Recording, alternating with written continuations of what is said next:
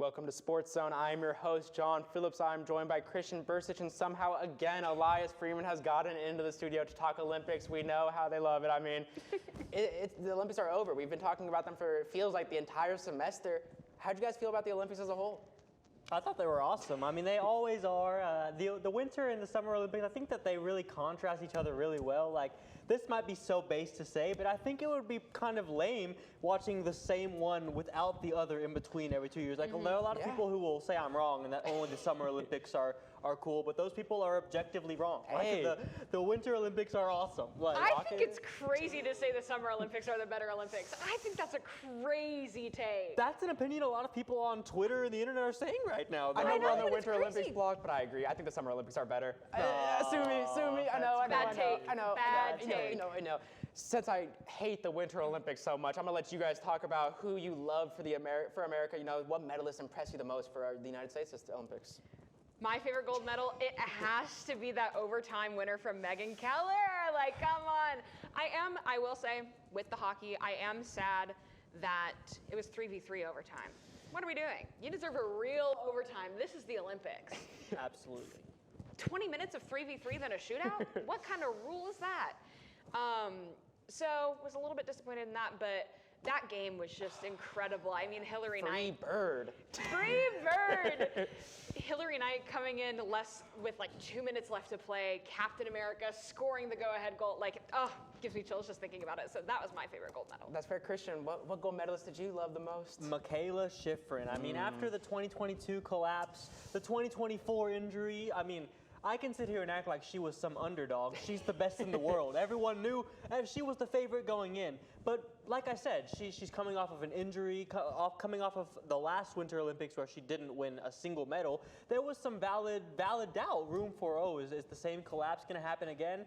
And I think it just showed the American spirit, really, as cheesy as that is to say. Like, she talked about her dad dying before the games, like doing this for the first time without him. I think that those are powerful stories, powerful narratives, and it shows that, like, the Olympics even go beyond sports. Like, for her, it was about family. It was about doing it again. She was the oldest woman to ever medal in the slalom run. So I think that she's now the youngest and yes, the youngest and the oldest, I mean, 18 and 30. Yeah, those are amazing stories, and I mean, that's yeah. fair. And I think we also have to talk about the margin of victory. I mean, she won by 1.5 seconds on the slalom. Biggest margin since like 1989 ever for the women, but in all of slalom since like 1989. I think just it was. absurd stuff to see. But my favorite gold medalist, I think it's most people out there's favorite gold medalist, the internet's favorite gold medalist, Alysa Liu. I mean, I'm a sucker for a Bay Area alt girl. I mean, performance to stateside, Leve. I mean, she's speaking right to my heart.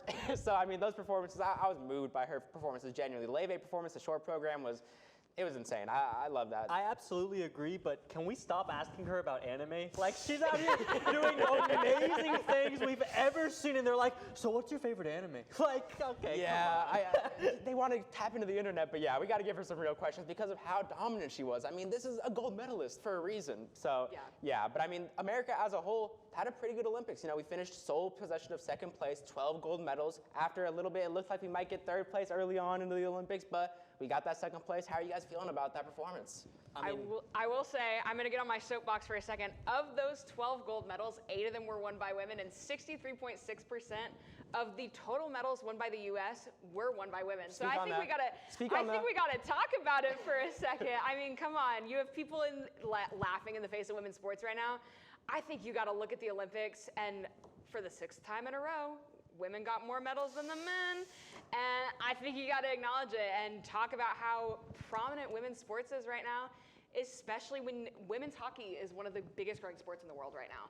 And I think it's super special to see on my Absolutely. behalf. I mean, I think that women's sports as a general are growing so much right now globally, and a performance like this with these stars, you know, Michaela Schifrin, Alysa Liu, the women's hockey team, you see all these star performances from American women, and I think that's really big for the growth of women's sports in general in America. So, I completely agree with that point. But how did you feel about second place, 12 gold medals? I think that it's great. I think that it's really interesting too, because when you look at the list of countries, we're talking about countries like up in the Arctic, up in Northern Europe. They have no lights, no electricity, just snow. Exactly, and I That's mean, how I grew up.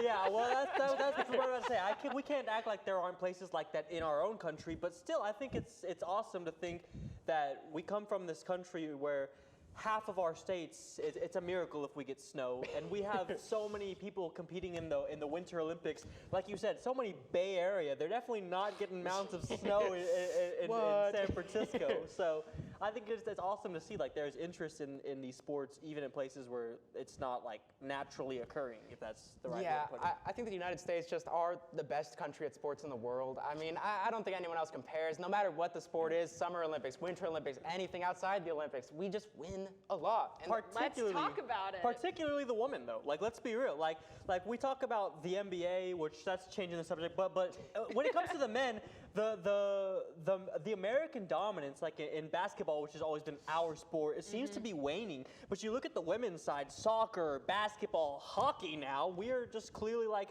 margins better above the rest of the competition, it seems like. Yeah, and speaking of margins better than the competition, we whooped Canada in the men's and women's finals. It's always good when we get to beat little brother in the finals. You know, it's always nice. Let's talk about that. Let's start with you, Eli, with the women's hockey final. I know you want to talk about it even some more. I do want to talk about it. Let's talk about that gold medal performance. I mean, come on. I was watching that game and I was like, I have chills right now. I was like, this is so special to watch. It really healed something in me as the little girl who was the only hockey player in her state. It was so special to see. And the men's performance too was just phenomenal. And I'm gonna get real nerdy here for a second. Ready? Get real nerdy. February 22nd, 1980 was the last time the U.S. men's team won gold in the Olympics. That sounds so crazy to say. That was the miracle on ice. That was U.S. versus USSR. A country that doesn't even exist anymore. Country doesn't even exist anymore. That was the last time men's hockey won gold in the Olympics. So to come back, win that 46 years later to the day, pretty cool. But I mean, both just great performances. Crazy how many overtime games we got there in the last stretch. Just like super special to watch as somebody who grew up playing hockey, and that's always been my favorite sport. Love to see it, and some great play there. The level of competitiveness is just unreal. That's fair. And Christian, I want you to talk about the men's final. Talk about that a little bit. I mean, yeah, absolutely.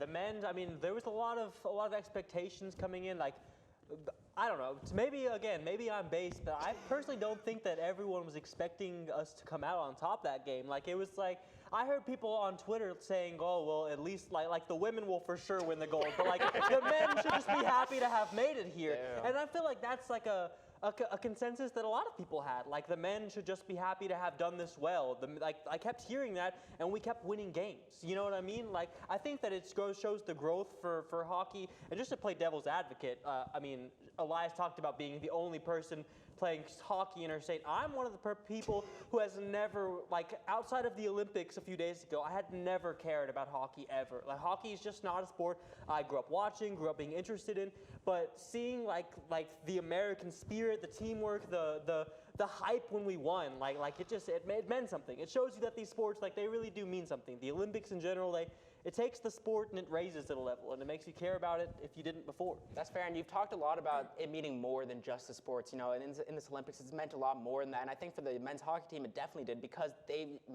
put it in memory of Johnny Gaudreau. You know, he passed away earlier this year, and the team said that they were playing for him. They held up his jersey afterwards. I mean, what does it do for a team to have that type of motivation, to have that, you know, not just on the field motivation, but also wanting to play for someone?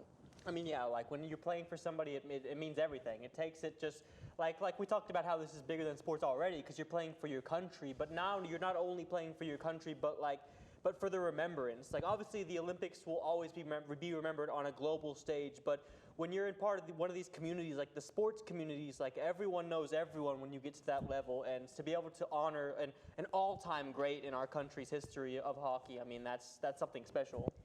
I think honoring Johnny Gaudreau is something so special. I mean, you talk about how you're not really a hockey guy, but hey, for I know hockey the name. fans, I know. Yeah, you know the name. But I remember where I was when it broke that Johnny Gaudreau had passed. Like that's how big of a deal it was, and just knowing that he would have been on this team and he would have been such a key player of this team seeing his legacy is still honored today, I mean, it's gotta be something super special to his family. I mean, his family has done so much in his name and has just really pushed for this. The circumstances in which he passed were super tragic, and really pushed for more on that front and the safety on that front. And then to also see him still being honored at the Olympics almost a year and a half after he passed. I think it was October 2024 is when he passed. Just super special to watch. I mean, yeah, it genuinely gave me chills. Like, even just talking about it here, I'm getting emotional. It's giving me a little bit of chills because it was just so big of a moment for the team. And this Olympics had a lot of those moments. And it was a really good Olympics for the United States. And I'm excited for the Summer Olympics, and I'm excited for the Winter Olympics when they come. But sadly, that's all the time we have to talk about the Olympics, so we won't be talking about it on the show again. Join Steven on Thursday night and me next Tuesday on SportsZone. And I'll see you guys next week.